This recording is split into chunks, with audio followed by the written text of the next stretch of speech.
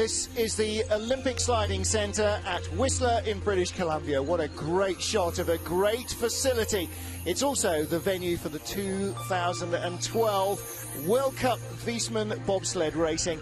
It's the third stop on the tour, and just outside of this really picturesque little town is the Olympic Sliding Centre. Hello everybody, I'm Martin Haven. Sitting alongside me, a woman who knows this venue very well indeed, Helen Upperton. Helen, look, 1.5 foot of snow overnight. It looks the winter wonderland that it is. Yeah, there's a lot of local residents very excited about the weather and back on the ski hills, so beautiful conditions for a bobsleigh competition as well. Yes, it is. Opening weekend of the ski season as well, so the timing of the snow could not have been better. I gather we're in for another 20 centimetres, getting on for 1 foot again of snow overnight, so we'll wait and see exactly who gets socked in by the weather tomorrow morning.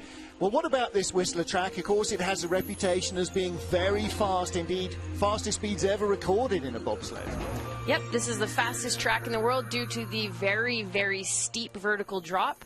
And a lot of the favorite track of a lot of the Canadians. We're heading, as you can see on the POV video, down into corner one, otherwise known as slingshot. This is a very fast push start. Corner one comes at you extremely quickly, heading into a gigantic corner two left-hand turn. The sled is actually picking up a lot of speed here. The steepest part of the track is at the top. This is a big corner four right hand into five.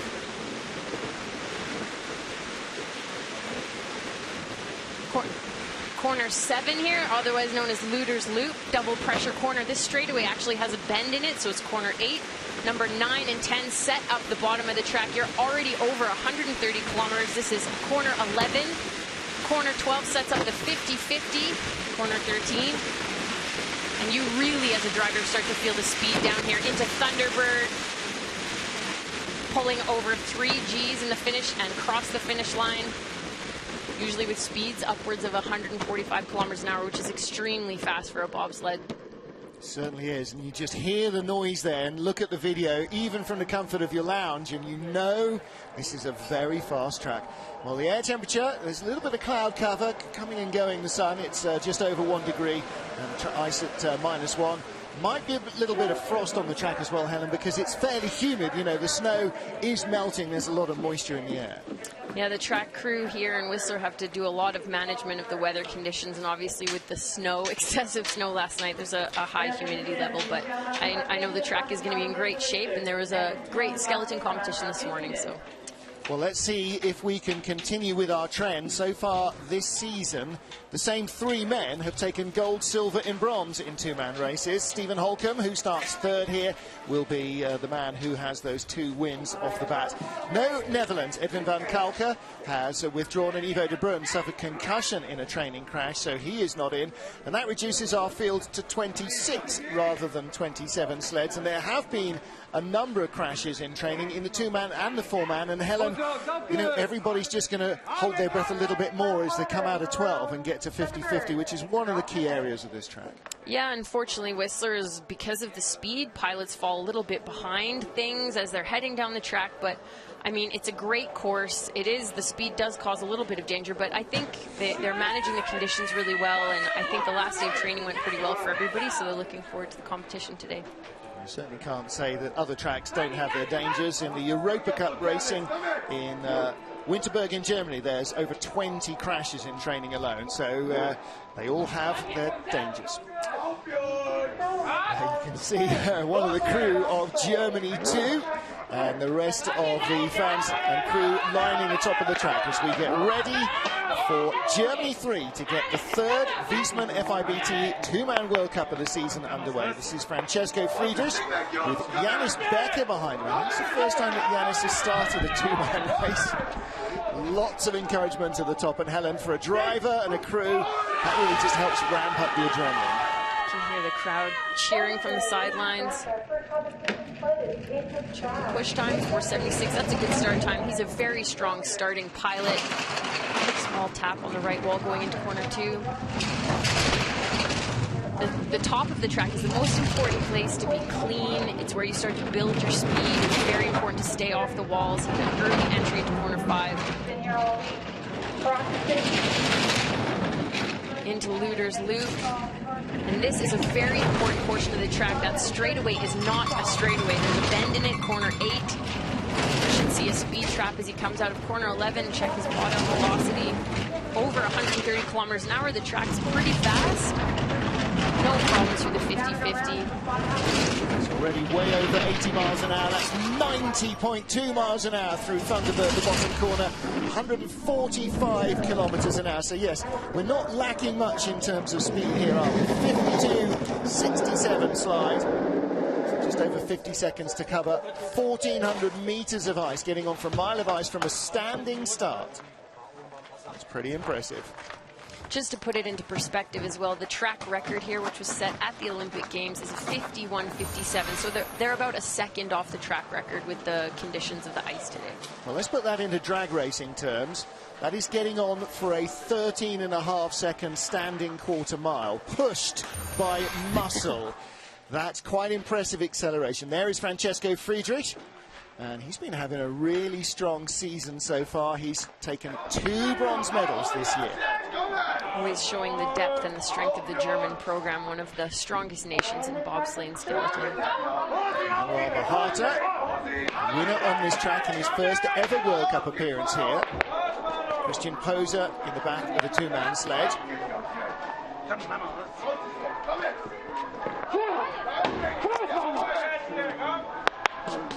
We're sitting down in the announce booth at the bottom of the track. You can still almost smell the adrenaline from here. They're going to be looking for a start time sub 4:80. That's what the fastest starters are going to be doing. Some trouble coming out of the grooves. They're drifting a little bit towards the left wall, but a very nice exit of corner 1. Already 66 kilometers per hour out of the second corner. I mean, it just highlights the speed of this track. He's a few tenths behind his teammate. It's mostly due to the deficit at the push. Mahat is a great pilot, though. Clean lines, smooth driving. You can definitely tell his experience. One of the things that you'll see on this track, Helen, is you can see lots of gouges, white lines through the track where other sleds have crashed earlier. The training weeks. It's a good run from Mahata. Came back to 1600s back, but drifting away now. 144. A little down on top speed at the bottom. Christoph Langen has sleds first and second at the moment. I think he started to lose a little bit of time again with a bit of a rough exit from corner 10 to 11, and obviously down at the bottom where the speed is so high, you start to fall a little bit behind, but he had a really nice top portion of the track, which is why he started to gain time on his teammate.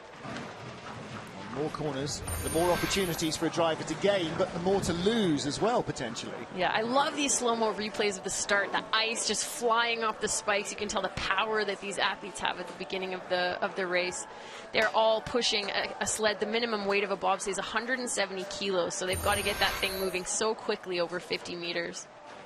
It always reminds me of watching slow motion of a horse race with the earth being churned up by the hooves, you know, and they are real thoroughbreds, these guys. They're not just kind of big, heavy lads who like to push a bit.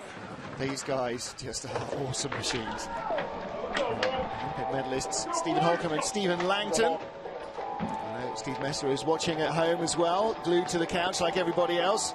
Todd Hayes built sled. There's another new innovation coming in the US bobsled program.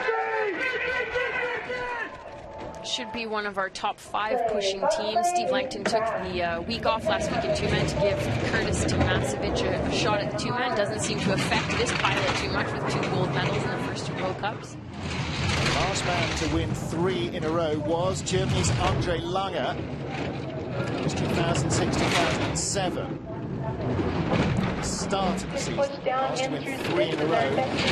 Bullshits last year, but it was the first 3 races. Nice, neat-looking drive from Holcomb. And he's a bit of a skid down that bend away, corner 8 into corner 9, but he was in the green, 100th up on the German pilot. Friedrich now 800, so he's picking up speed. He has good velocity, 131.8, so he's over a kilometer faster than the German sled. That's 82 miles an hour on sheet ice. That's 90.3, fastest of all for Holcomb, and he comes through into the lead, 52-54. Long-time coaching friend Brian Scheimer, in fact, the man who Steve Holcomb first started as a brakeman pushing, applauding that run. Holke's new book is out. Got a chance to read that on the flight up from Park City. No, fascinating. It's a story that you'll relate to, you know, how you develop as an athlete and how you get into bobsledding. But you know, for laymen like me, great reading. This will be the replay down the straightaway. Had a little bit too much height at the exit. You can see the back end start to break to the left, skid into corner 9. Didn't seem to affect him too much, but Holcomb's the type of pilot that will probably be happy with that run, but know he can improve, which is something to look forward to for the second heat. Well, Steve Langton knew about that. You could see his backside clear of the sled as they dropped into turn 9, and that little depression there that takes away all your G-force. Well, as I said, no Netherlands, no Edwin van Kalker here in this two-man race. So next up, Nick Cunningham. And what a season start Cunningham has been having as a World Cup rookie, with Christopher Folk behind him. National Guard sled has been right in the mix and in the four-man as well. This American program has had a great start to the season. You'd hope to see that with the two first races being on home turf in both Lake Placid and Park City. So we'll see how they do this weekend in this sled. You can see the galoshes that they put over their spikes in the sled. That's about it. There are no seats, no comfy cushions, no time for a seatbelt. 478, fast start. Bit of a skid coming out of corner 1. It's actually a common mistake in the track. Corner 1 comes at you so fast as a pilot. The problem is the sled is so heavy, you've got relatively little speed, and so if you get even half a foot too high on the wall, it just slides off. It's a bit of a late entry there into 7. We'll see how he does in the straightaway here. He's 400s back. Nice line, though. Take the tap that Stephen Holcomb did. Will he get back into the lead? That's a pretty big wave in 11 that can create a bit of trouble. He's at 130.6, so he's slower than Steve Holcomb. He'll continue to lose time as he heads down the bottom of the track here. 1800s back. Crosses the line, 52.77 down at the bottom of the track, 89.6 miles an hour. If you don't think that sounds fast, try doing that on an icy road with your wife alongside and see how fast the onboard data logger tells you you're going. Yeah. That's what I'm talking about. That's what I'm talking about. There you go. You see, that's what they like, a 4.78 start. And, you know, that's outstarting USA 1. You've got to be pleased with that as a crew. Yeah, well, Nick Cunningham, obviously, he was a great brakeman. He competed at the Olympic Games as a crewman in 2010. So the speed out of corner 1, that's a lot to do with push velocity. Nick Cunningham at a 66.9 kilometers per hour velocity. Best velocity of anybody so far. There is Cunningham. And next up, ringing the changes with some of the Canadian brakeman. Jesse Lumsden on the back of Chris Spring's sled, Canada 2.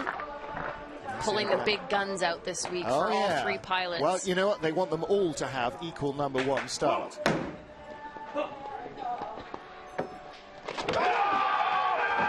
Lumsden, former CFL player. Big weekend for CFL fans. It's the Grey Cup. That is the Super Bowl of CFL. Totalitarians, as well as a few Stampede fans, will be watching the Saturday. 482, I don't think they'll be too happy with that start time. They're always looking to be sub 80, but they're in the red. That's because they are behind at the start. Pretty clean run from Chris so far. This is his first World Cup race ever on this track.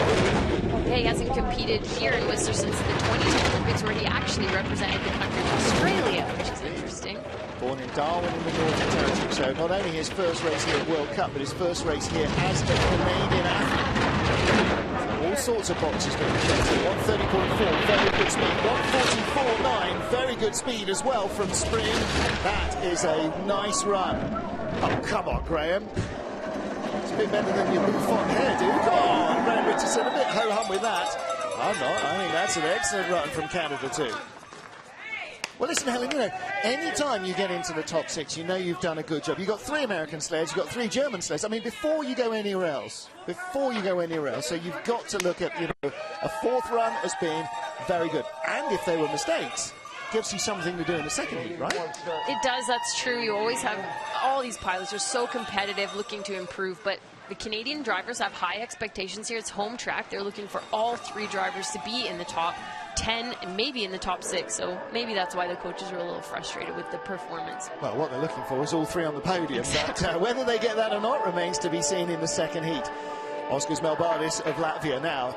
Let's just remind ourselves, 4.70 is the start record set by the monsters that are Beat Hefty and Thomas Lamparte of Switzerland. That was on February the 6th, 2009. So that was the Olympic tryout event, not the games themselves. And, we've already had a 4.76 start from Francesco Friedrich.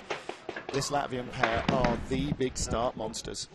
I'm predicting a sub-74 push time from the Latvian team. This should be the fastest starting bobsleigh team on the track today. There you go. Helen's going to shut the door of the booth, which has opened itself as Damas Driskins gets himself ready to stumble there. The sled coming out of the grooves, a little rocking and rolling. They are giving it everything off the top of the hill. Oskars Melbardis in first, 4.72 seconds. 200s away from the record. They are right in touching distance of it. Very high line in corner 2. This is a bit typical of this pilot. He's a great driver. He's a young pilot, amazing pushing athlete, but needs more run volume, needs more experience. So he typically makes a few more mistakes in the track, but as he improves with years of experience here, you're going to see him perform better and better in these races. Not a bad exit of corner 7. Let's check his speed as he heads out of corner 11 here. The rest of the season will be a little easier for him as well. It'll be European tracks that he's got just one more season knowledge of, and so that will help. That was a little high and wide. 142.6 kilometers per hour across the finish line. He's a few kilometers slower than the other teams, and you can see with the fastest start, he's 0.6 back from the leaders. Lost a lot of time in the track, but for a lot of pilots here in Whistler, just to compete in this World Cup and to have clean runs and safe lines is, you know, definitely a step in the right direction. Yeah, and he's firing that sled off the top quicker than anybody else fires theirs off, so it's hardly a surprise that he's struggling a little in a couple of the corners. Massive hit there from Damas Driskins, and the man on the front handles, Oskars Melbardis, almost bodily lifting that 400-pound sled off the ice.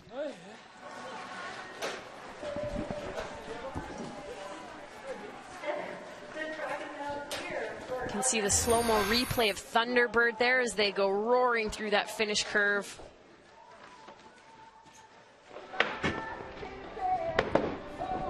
At the top of the track, we have Russia 1, Alexander Zubkov. He is the big threat to Stephen Holcomb in the 4-man. He's won both opening races of the season. Once he got in the 2-man, Dmitry Chernenkov right behind him. Be interesting to watch Chernenkov. His head movement seems to be quite noticeable, whereas a lot of the sliders, their brakemen are pushing straight forward. Chernenkov has got that cyclist's motion going where the head and the shoulders are rocking away. 480, 100th back already at the first split. Very good exit of corner 1, though. He's straight and stable into corner 2. Zubkov is one of the most experienced pilots on the circuit. He's a great driver. Smooth lines in the top portion of the track. Tie Stephen Holcomb for the lead and the second split, just 100th apart in the start area. A little bit behind, just a tiny run on the wall, Helen. 300s back as he headed into corner 9, and we'll see the speed trap at the bottom, 130.8. So he's slower than Steve Holcomb. He should continue to lose time in the bottom portion of the track with that velocity. Just 145 kilometers an hour, a full kilometer an hour slower there for Alexander Zubkov. And about a 10th down at the bottom, 52.66 slide leaves him in third. Francesco Friedrich, 200ths of a second in front of him in second. Stephen Holcomb 1200s up. The blink of an eye, one tiny driving error away. Yeah, and you can see him actually celebrating. I think he was pretty happy with that run. He had a smooth run. You see a replay here. See, the visor's so clear, you can actually see the pilot's eyes. So they're trying to focus on the track. It's a slow-mo of Thunderbird at the bottom of the course. They're going so fast down there. So you're looking at the speed differences between our leading sleds here. 144.5 kilometer, almost a kilometer slower than the leader. Great view of just how Dmitry Chernenkov has to bend himself so his chin is on the sled's floor to keep out of the airstream. These guys all look about the same size, what, 5'10", 5'11", no, most of them 6'2", 6'3", 6'4", 210, 220. Some big guys to bend in. This is Simone Bertazzo of Italy and Francesco Costa, his brakeman. Top 10 sleds in the World Cup rankings go into a random draw for the first 10 start spots.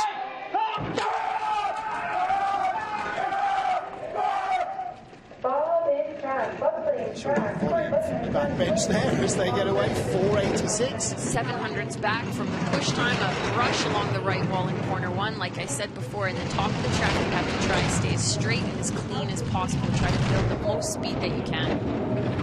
Where the Italian program is going, Cortina, the Dolomites not being used in World Cup or international sliding at the moment, and track in Cesana that hosted the 2006 games, that has pulled out the shutters and gone out of business. So where they're going to now move their training to remains to be seen. Maybe over the Alps into La Plagne. Big wave in corner 11, and it's always a bit nerve-wracking for me to see that, because anybody that's had a lot of run volume here on this track knows that that's where the trouble starts, in corner 11 as you head towards the 50-50, which is corner 13. Crosses the finish line 5/10 back in 7th position.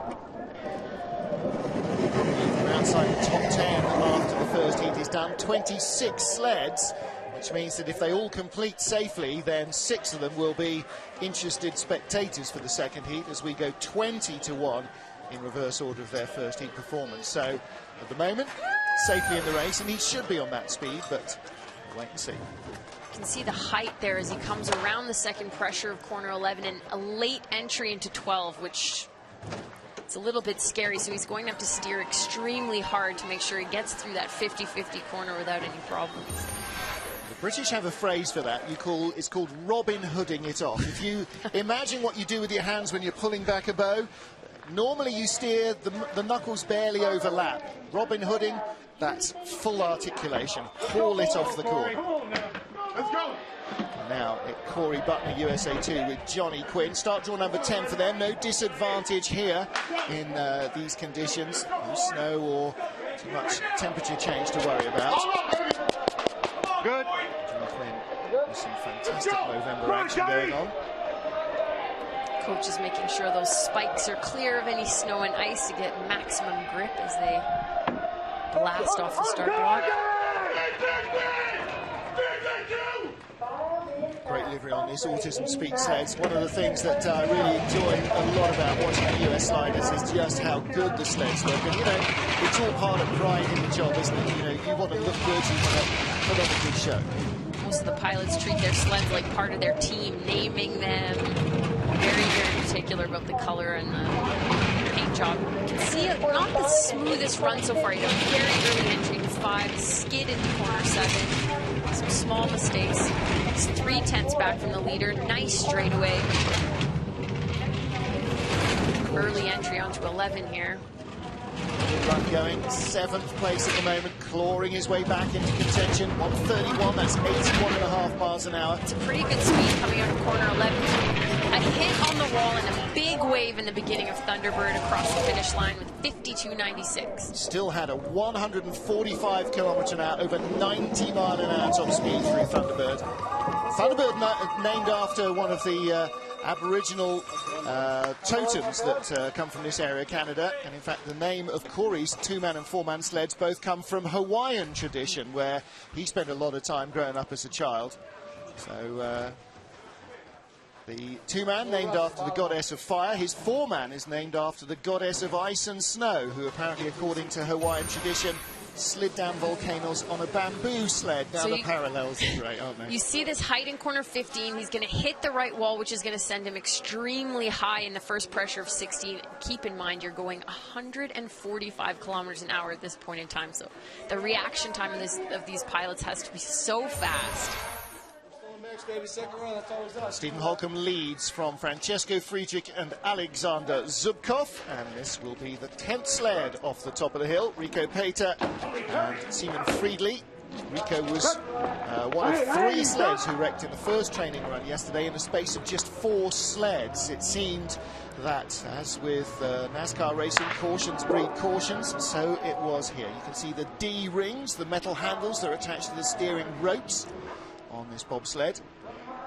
Dangle there in the air, Helen, so you don't have to rummage around on the floor to find them at 40 miles an hour. Exactly. Also, so your feet don't get tangled as the pilot tries to load into the sled. The size of these athletes is huge. That small space they have to try to both fit into. Very big skid coming out of corner one.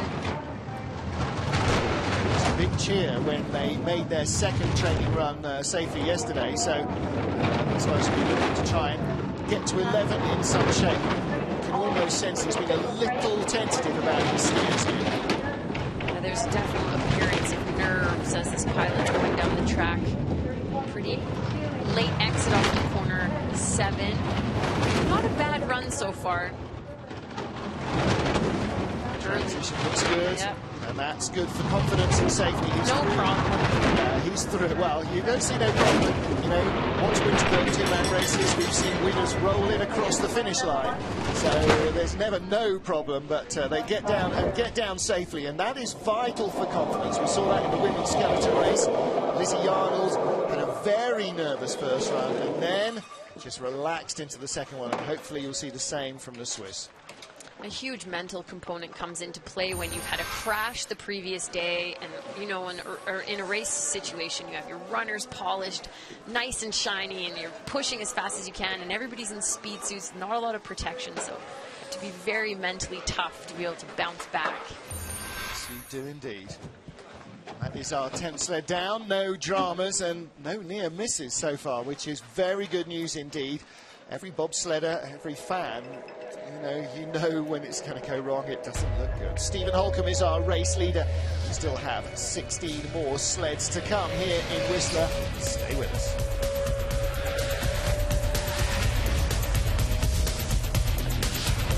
And we're at 2 minutes. We have a commercial break here. 2 minutes to get restarted. We're looking for Max Neinhardt and Marco Schulenbecker on deck at the Bob start. And right at this time, I'd like to take the opportunity to invite you to join us on YouTube. We have Bobsleigh TV on YouTube.com, where you can follow the whole event all the way down the track if you dial into your smartphone with YouTube.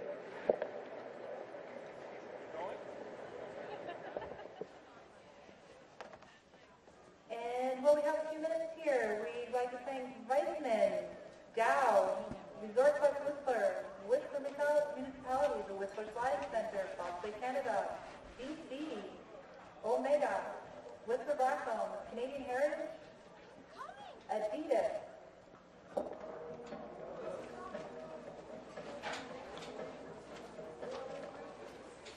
We're at 1 minute.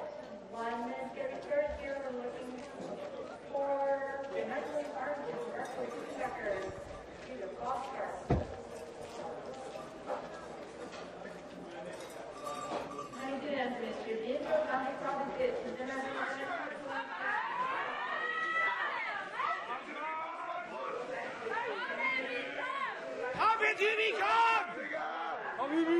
Aufgepackt, ab! Alles jetzt, Jungs!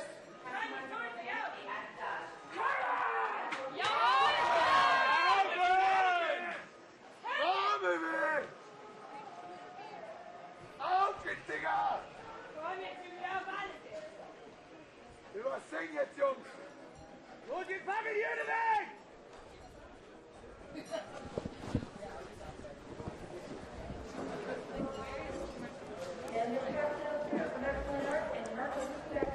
Beautiful British Columbia. We're on the west coast of Canada, and stunning location for Wiesmann FIBT 2-man Bobsleigh World Cup number 3 of the season. Looking here at Max Arndt with the giant brakeman Marco Hubenbecker behind him. So Alex Mann and Gregor Baum and a few of the other German athletes leaning almost into the track to cheer their teammates on. Big push, sled coming just off the ice at the back handles. 490 getaway. A bit off the pace of the start.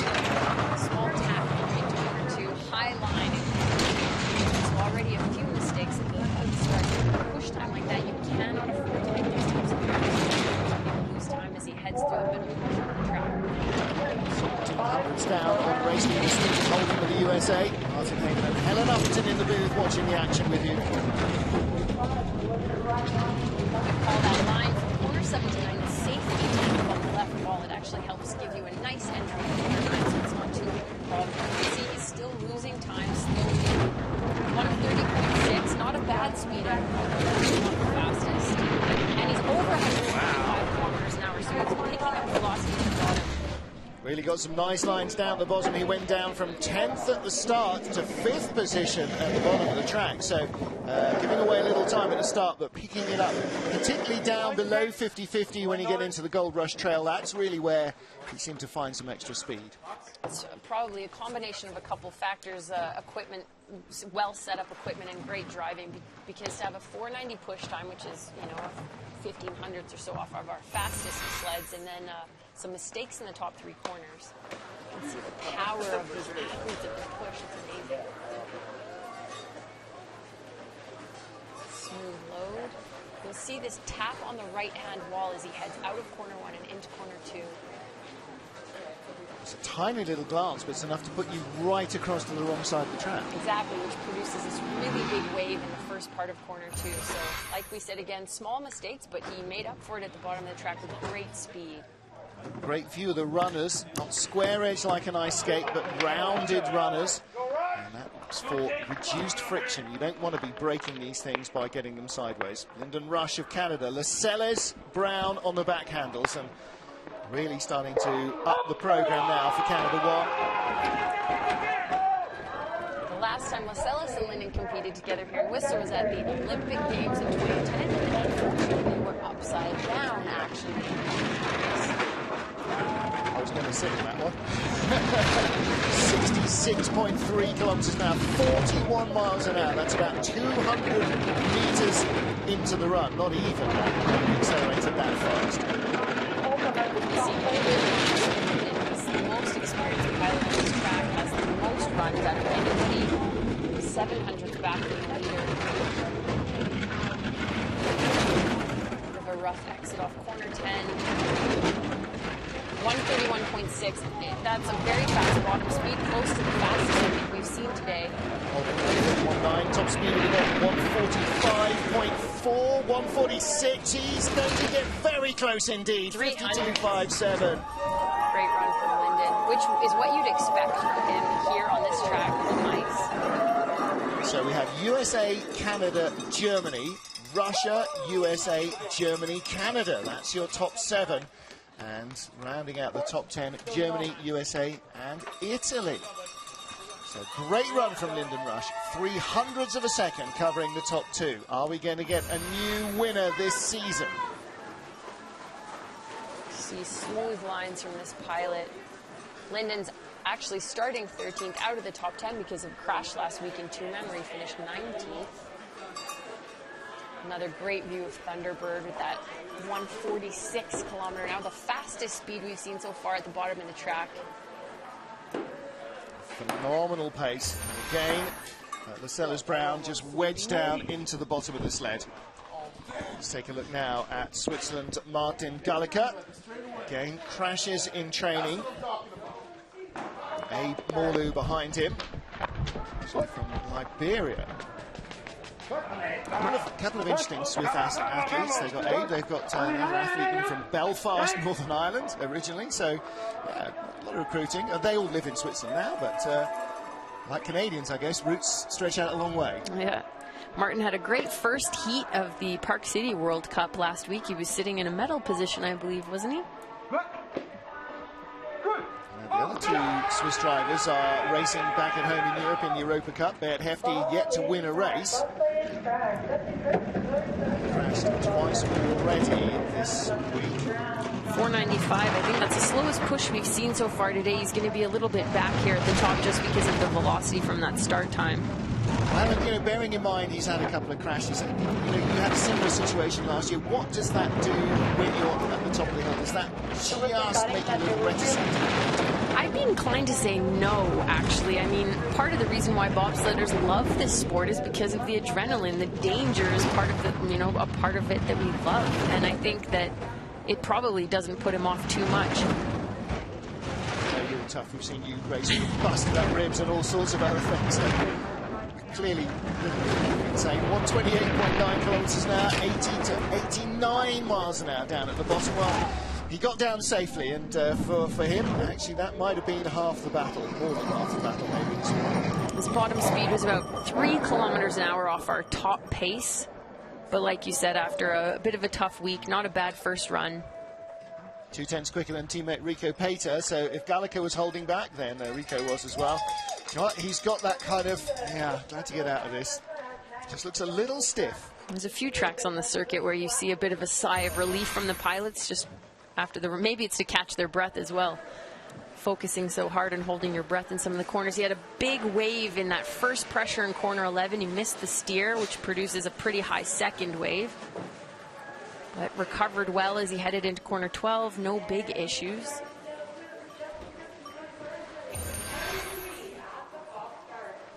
So Martin Gallica currently lies in 12th, Rico Pater in 13th. And here is Canada 3. Now, I was getting my drivers and my facts muddled up a little earlier with my Hawaiian mythology. That all relates to the sled of Justin Cripps. It's got a big Movember tash on the front as well. Look at that. It's a handsome-looking front end of that sled. Yep, supporting some prostate cancer fundraising. 481, pretty good push time. We said we're always trying to get below 480, but he's pushing with Cody Sorensen, who's actually one of Lyndon Rush's crewmen and foreman, and Cody hasn't done a 2-man race in the last few seasons, so they're pretty excited to be sliding together today. 600 of a second off the lead of Stephen Holcomb. And mind, Lyndon Rush is in second place. We might be in a position to get 2 Canadian sleds in the top 3, although he's drifted away a little. This is a really good run from Justin Cripps. Last year in Whistler here was his very first World Cup race ever on the circuit. He had a bit of a tough race. I think nerves came into play, and he's driving like a pro today, actually. You can tell he's a lot more confident, a lot more race experience. 142.8 kilometers an hour, a little bit off the pace. You can see he dropped half a second behind the leaders. 10th position for Canada 3, and yes, it is absolutely worth pointing out that a former brakeman making his first full World Cup season debut here this year after that race in Whistler towards the end of last season. So really starting to, well, continuing to keep this Canadian program alive. Really, you know, an awful lot of success in Canada already in bobsledding and skeleton. They're determined not to let it slide. Lyndon Rush lies second to Stephen Holcomb, Francesco Friedrich third, Alexander Zubkov fourth. And much like the women's skeleton race after the first heat, there's Lyndon Rush chatting to some fans.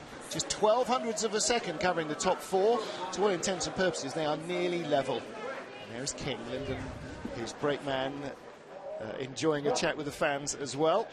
And Sellers Brown. Well, now, John Jackson with John Baines on the back of the GB1 sled, and what a breakout for Great Britain this season. With these guys, like everybody else, steaming like racehorses. They've been warming up for the last 20-30 minutes to get themselves absolutely ready to go. Yeah, the British Federation, one of the pioneer nations of the sport of bobsleigh. So good to see them back competitive. Some great 4-man results so far this season.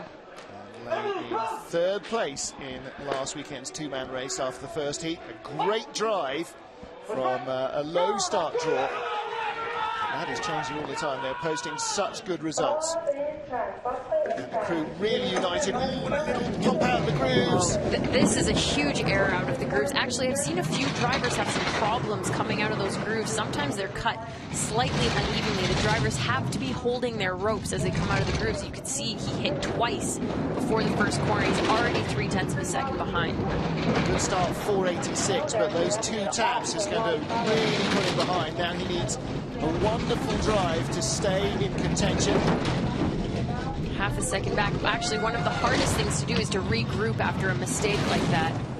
He's having a bit of a bumpy lower section of the track. Late entry into corner 12. 14th at the moment, only 129.9 kilometers an hour. Big hits down here at the bottom.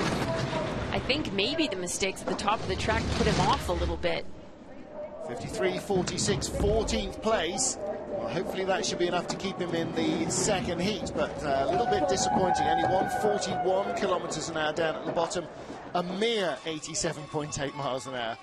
And with all the different nations here who are skiing and boarding and indeed working in and around Whistler. No surprise to see a few British fans among the many, many Australians, but Jacko is absolutely cursing himself over this start. Now let's see if we can work out what happens.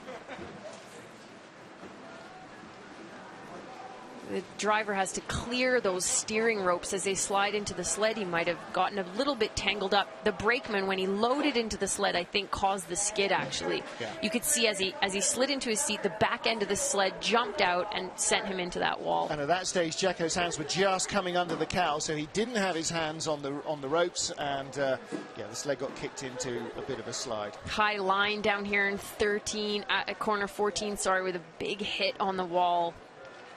You're not going to lose a ton of time from a mistake like that at the bottom, but you are going to have a bit of a grumpy brakeman, some sore hips. Yeah, absolutely. Next up, Jürgen Loacker of Austria with Markus Sammer, 17th start draw, so 16th of our sleds coming down the hill. Don't forget there are 26 starters, and only 20 go into the second heat, so we're now at the stage where actually everything is quite important. Bit off the pace at the push, but a really nice cut line out of corner 1 and into corner 2. Loacker is a very experienced pilot on the circuit and should have nice smooth lines on this track. 499 on the worst start that we've seen. 16th position at the moment still, so behind the Swiss sleds and Great Britain. 0.5 of a second back. You can see that safety tap on the left wall through the bend away corner 8. Hard steer in corner 11. I think that's where a lot of the pilots start to feel a little bit nervous as they head down the bottom portion of the track. They know where they're getting to, don't they? 50-50 Olympics named for a very good reason. Stephen Holcomb and the crew at the first training event here went and stuck a sign up on it. They figured that was about your chances of getting through safely. It's a 14th place run, 53.35, so he is in front of Great Britain and of Switzerland 1.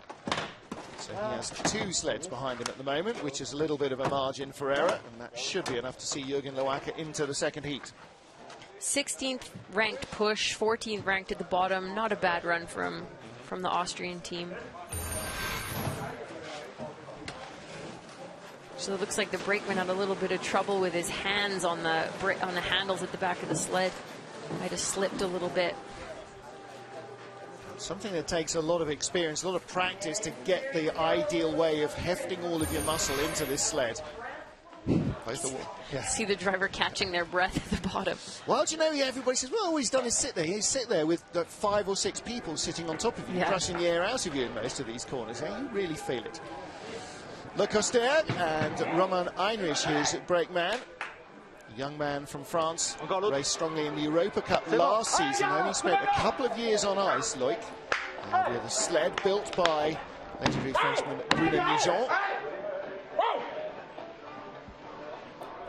Haven't seen a lot of success in the French program actually since Bruno Mijon competed.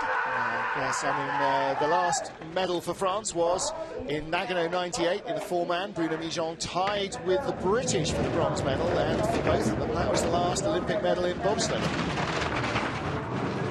4:97 push time, a little bit off the pace. Not a bad run so far from this young development pilot. He's shot straight to be the #1 French driver, so they certainly feel he's got the speed and potential. Bit of a skid there going from corner 6 to corner 7. He's showing a bit of inexperience. 16th at the start, he's 13th at the moment on the split time, so he's in front of Loacker, Jackson, Martin Gallica. Early entry onto corner 12, but actually did the perfect correction to stay out of trouble in the 50-50. 141.4 plus kilometers an hour, slower than our fastest sled. So. Well, the French at the moment without, effectively without a coach. It's just the 4 or 5 of them travelling with their bobsled. 15th spot. Just behind Jürgen Loacker, 0.05 of a second behind. Not bad for their first time ever on this track. Maybe he has got quite some potential, this kid. Watching a slow-mo replay of the speed at the bottom of the track here, you can see a very late entry. The runners are turned before the sled is even on the corner, creating a skid actually up the corner. You can see he's a bit nervous, driving it really hard. He knew he was late there, and he didn't want to risk it, did it? That emergency Robin Hood program you were talking about. Yeah, there you go. There you go. But it did the job. Next up is Russia 3, Nikita Zakharov. Russia 2 and Russia 3 languishing in the 15 to 25 spots.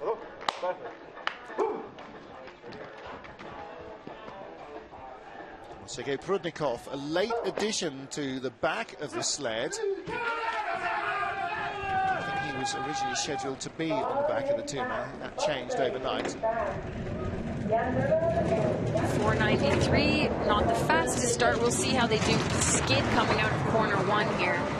This Russian program have a bit of an advantage this year here in Whistler, being coached by Pierre Luders, obviously a very, very well-known Canadian pilot with lots of runs here on this track. He's finished at the Olympic Games for Canada. Pierre is really going to help their young drivers develop an awful lot. Takes a bit of a weight off Goma Lloyd's shoulders as well, who was originally recruited to run the women's team, and then kind of the men's team fell into his lap as well. So it's great to have a recent driver's experience as well, as you say, here in Whistler. Great advice. He's losing a bit of time at the bottom of the track. 144.6, crossing the finish line. 53.00, 10th place. I actually was expecting a little bit more time to be lost. He had a very rough transition from 10 to 11.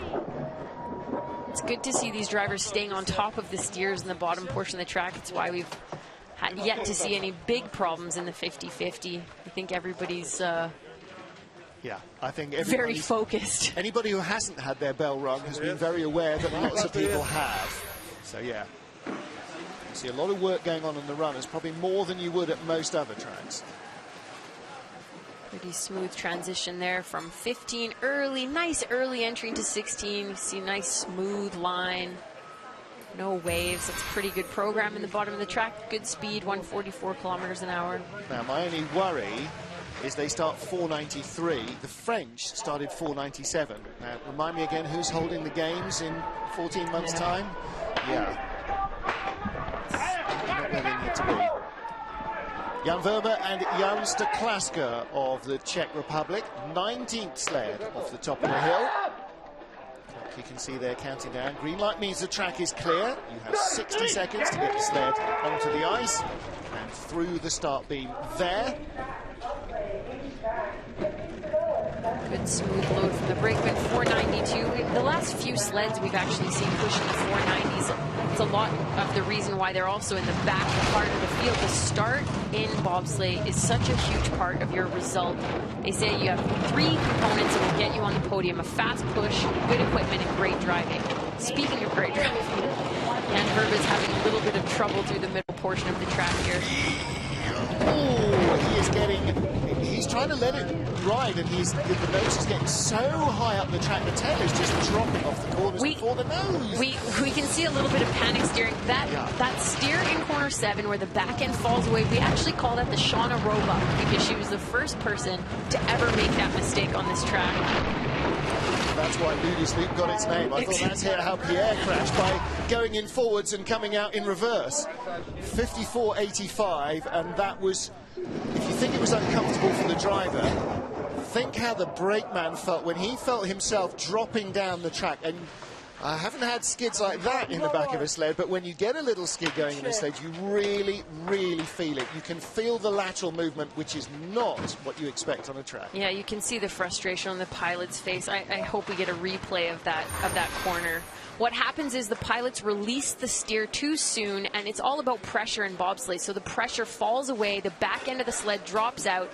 You can see the height that this sled has at the exit of corner 7. He's going to come down and absolutely crack that wall.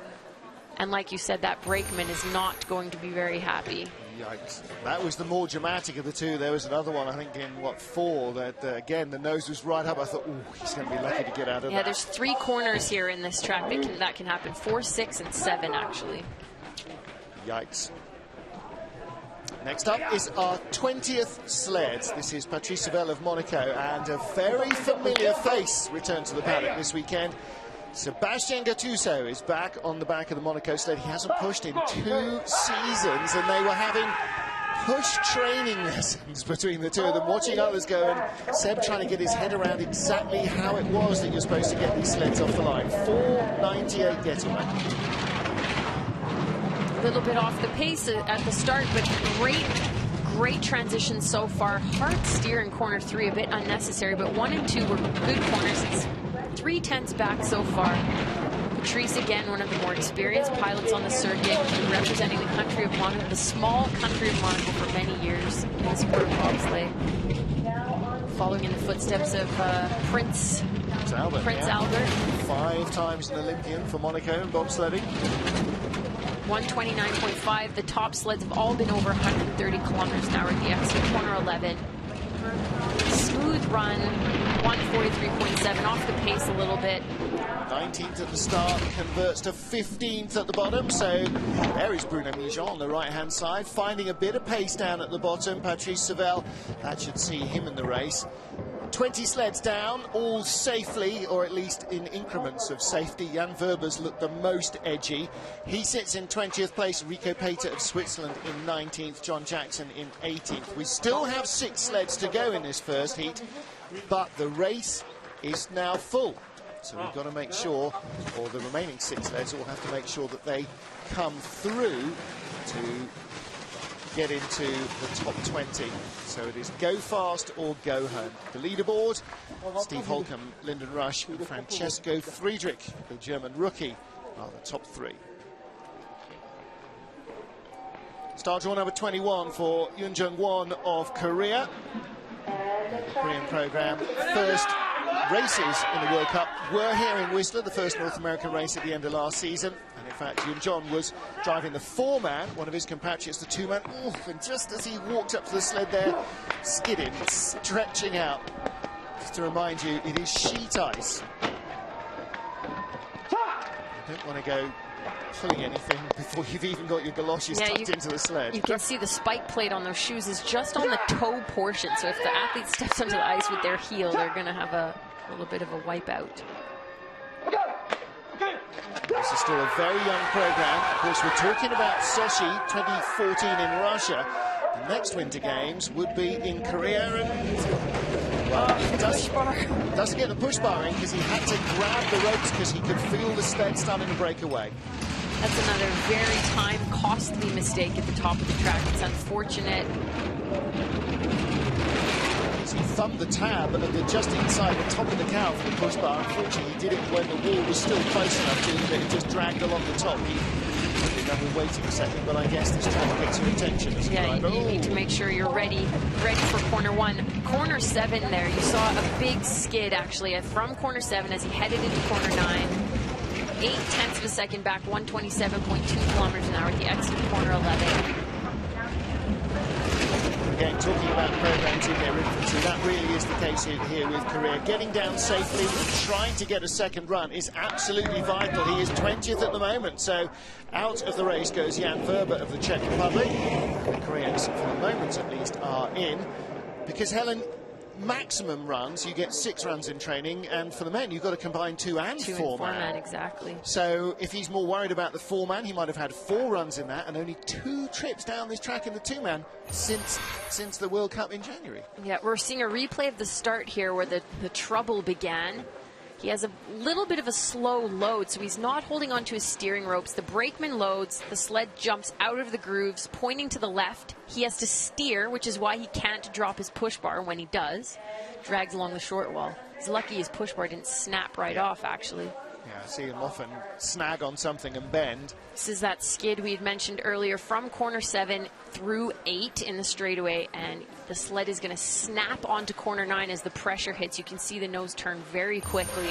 Yeah, massive transition. But like you said, it's great to see the Korean program starting to develop as they get ready for the Olympics in 2018. Yeah, counting the years away, aren't we? Andres Niagu for Romania. Florian Krachuin on the back handles of the Romanian sled. Niagu again, World Cup rookie this season. So Lake Placid, his first ever World Cup start, and his third comes here at Whistler. There haven't been any easy tracks so far. No, that's true, actually. You brought two very quick tracks, Park City and Whistler, and then Lake Placid, which is very technical. Started 4:93, 16th fastest getaway, so in front of half a dozen of the sleds that he's trying to chase down. At the moment, 13th up on split time, so if he can hold it all together, that wasn't as bad as it might have been. No, he had a lot of pressure building at the exit of corner 7 there. Big wave in the first pressure of corner 11, but I was going to say, actually, the top portion of this track was not too bad for this Romanian pilot. A lot of time that mistake though. He's down out to the top 20 now. He's back in 1:41.6. That's decent speed, but is he going to keep him in the 20? Yes. So Korea and the Czech Republic are out, and Romania back in. There's his father, a bobsledder as well. Romania in the early days of the sport were, like Belgium, quite a factor, winning medals in championships. You see the replay through corner 7, Luder's loop here with a bit of a wave, pressure building at the exit. It's going to send the sled back up. Lots of Robin Hood action, steering quite hard to come off that corner. The articulation of the sled twisting to help the sled come off the corner. Last World Championship medal for Romania, 1969. In Lake Placid. I'm going to guess who gave you that stat? Pantoro was the driver. Thank you, John Morgan. This is like broadcast news, folks. Alexander Kazyanov, Russia 2, start draw number 24. That tells you everything about where the Russian program is at the moment. Sochi, let's just say it again. Maxim Belugin behind him. Now, these guys really, really have to get into the second heat. A, because they're Russia 2, and B, because you don't want to go up to the back and try and explain to Pierre Luder's what you're doing. Yeah, exactly. I'm just looking at this push time at 4:88, and I mean, they're pretty far off the start pace. This Russian Federation, they need to build those start times in order to be competitive in Sochi at the Olympics. They're a home team, lots of pressure. The problem now is you can't get a break and make him a winning driver in 14, 15, 18 months. He has on the ice every day, so somehow you've got to get more muscle in the back, and I'm sure they found what muscle they can find. I'm not quite sure how this is going to work. Over 130 kilometers an hour in the bottom part of the track. That's a very good speed. He's not too far behind. 3 tenths, 143.9 kilometers an hour as he comes around Thunderbird. Safety in the race, top 10, 52.91, 9th place. Starting out of the top 20 and coming down in that position in the track means it was a very good run for this driver, which is why you saw the joy on the coach's face in the top of the track. Well, two things. That shows us he's underperformed this season, which is why he's so far down. And the other thing it shows is there is still speed in the track. So again, the track work, I mean, they have been out there working like Trojans since before dawn this morning trying to clear the snow. Not from in the track, but from everywhere else. But shows the track is really holding up well. You can see the replay here in the bottom portion of the track as he heads into Thunderbird. Good speed. And if because it's getting later in the afternoon, the temperature might be dropping, and if the temperature is dropping, there's a chance that the ice could be getting a little bit faster, which is a typical trend in the sliding sports. Colder ice is usually a little bit faster. As you know from your own sledging experience at home, when it's cold and frosty, you slide better, whether it's on your front doorstep or down a hillside. Now and again, go fast or go home time for Milan Janešák with Simic Vladimir behind him. Now, Milan, I was up at the top after the 3 training crashes. He had about a 25-minute hold with the sled just lying on the ice and the team trying to stay warm before he went away. And yeah, nice smooth run, didn't phase him at all. Is he just favouring one of his legs as he started sprinting now? I don't know. 5:03. So that's the slowest start we've seen so far, and like all these sleds we've seen in the last few runs, they're veering out of the start grooves and having a hard time going straight to that first corner. Maybe the drivers are just trying to run it a little too fast to get more speed. sacrificing some control in that little bottom. Be careful of that in the second run. Milan is an experienced pilot, lots of runs, lots of years in the sport. 0.7 of a second back from our leaders. See 2 pressures in corner 11, 127.9, so he's well off the pace in the bottom portion. Still only in 23rd place. Is there a chance? 22nd. He's getting closer. 141.6, enough to make the race. Not quite. 22nd spot for Milan. So still, Rico Pater in 20th place. Switzerland 1 is the man on the bubble. 2 more sleds to go. Keep those brakes. Do not release them. Otherwise, it's a long trip all the way down to the bottom to get to Thunderbird. Long and fast. Yeah, track workers won't help you. Won't thank you. They will help you, but they will not thank you for that. A little over-eager braking from the brakeman. Yeah, I mean, despite the speed you're doing at the bottom, you know, insane speed, that hill is very steep. See this slow-mo replay of corner 12. There's blue markers on the track. Actually, it's interesting. A lot of the drivers use visual cues. We've seen this already once before, where the pilots are in emergency steer in the corner. The sled is rising with the pressure. The steering is locked out from the driver, and the pressure is pushing the sled up the corner. It's interesting to see in slow motion because you can actually see how much the runners turn when the pilots are steering. Now, this was the sled that started off our little sequence of crashes yesterday. Michael Cerizet of Belgium. Sebastian Trouillet, his brakeman. They are back again to go. He took a second safe trip. He will be trying not to repeat that driving error in 50-50. Again, a small control issue coming out of the start grooves. Big skid from corner 1 to corner 2, 64.8 kilometers an hour. It just blows my mind how fast you're going by, 70 meters, 80 meters. Accelerate pretty fast at Park City, but this is again an entirely different sort of speed build-up. So far so good, little rattly. Yeah, here's some banging down the track. Again, for Miguel, it is about getting to the end of the run safely. Late entry into corner 12. Knew it, really hauled it off 12 into 13, and he's safely through 50-50. Some pretty big hits in the bottom of the track. Well, it ain't pretty, but it got down, it got the job done. 24th place, 54.72. See the driver shaking his head as he comes up the braking stretch. I mean, everybody's hoping for a second run with 6 sleds being knocked out of the second heat. It's tough. We lose, 20% of the field, and that's before anybody has problems. You can see a few tears in their suits. Thumbs down. Yeah. Thumbs down. So this is corner 12, heading into the 50-50. He was too close to the left wall, which gives him really late height here. You can see the runners turned as he's trying to get off, heads tipping towards the top of the sled. The articulation is bending. Everything's trying to work to keep that sled on all 4 runners. This has to be Heath Spence. Yes. They did say that they were going to have a couple of new things written on their calves. Heath Spence and Lucas Matter taking a 2-man trip with him. As you can see, Heath borrowing a Canadian sled for the weekends here in North America.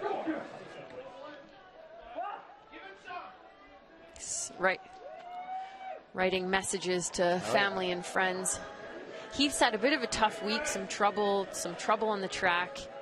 He actually was also telling me that he weighed in with his new brakeman. They were 29 kilos too light, so they're pushing a very heavy sled today, which should produce a bit of a slower start time. Unfortunately so, it all sort of conspires against you. Well, it wasn't a bad getaway, 5:01, but rattled both sides of the wall in the bottleneck. That means that he'll have little speed and a bit less control than he'll really like. It's the biggest mistake we've seen so far. Those start groups are causing a lot of problems for people in the top of the track. You can see, actually, this pilot's having some problems in the straightaway. There's a lot of skidding that's usually caused by really fast releases of the steer as he's going down the track, not smooth enough on the handling of the ropes. Late entry to corner 11, a bit of a wave. We'll see how he does here in the 50-50. It's 1.93 seconds behind. 1:46.8 compared to top speeds that were about 10 kilometres an hour. Well, certainly 6 kilometres an hour quicker than that. 1:41.3, not too bad at the bottom. 54.95. There's all the rest of the Aussie team. Those guys took 2 consecutive barrel rolls in the 4-man sled in the first day of training. So he's thinking, well, they're obviously not British fans. They've got a whole flags of nations there on their. What's the generic term for iPad that stops me having to say iPad?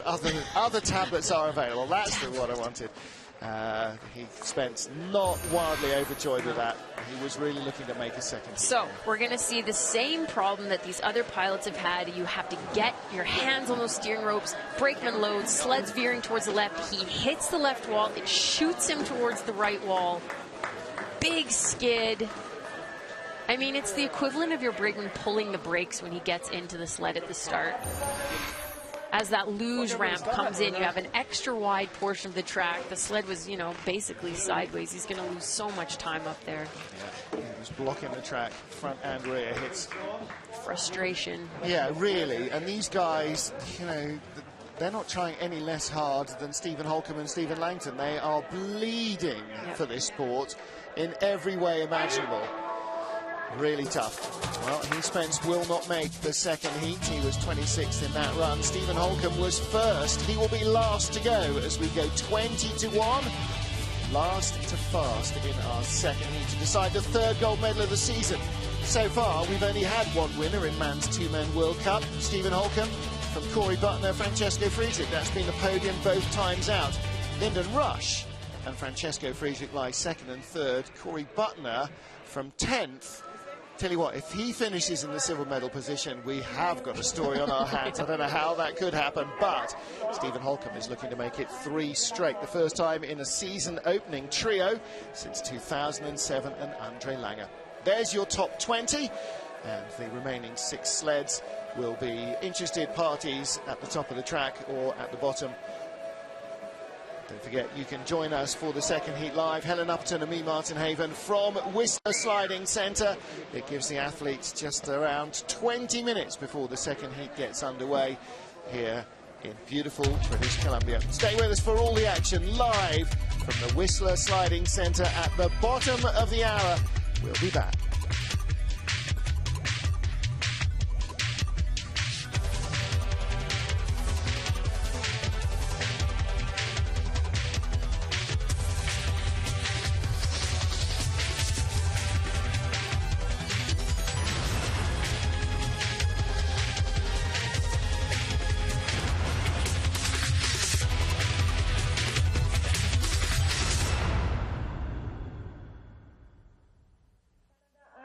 Avec le conducteur Lyndon